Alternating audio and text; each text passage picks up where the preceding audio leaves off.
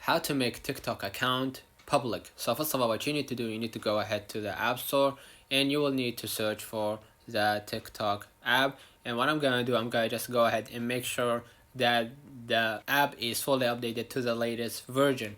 Now what I'm gonna do, I'm gonna just open up the TikTok app. Now what I'm gonna do next, I'm gonna just click on my profile at the below right corner, and as you can see right here, this is my profile.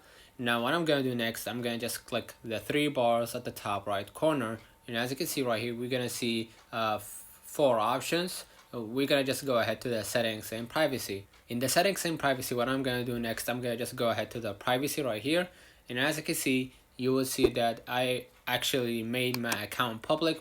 But if your account is toggled on, that means that you actually made your account private. Just go ahead and simply toggle it off and just switch to a public account. Let me know in the comments if this video helped you. Don't forget to like and subscribe. Turn on the notification bell to receive every video I upload. Thank you for watching. See you in the next one.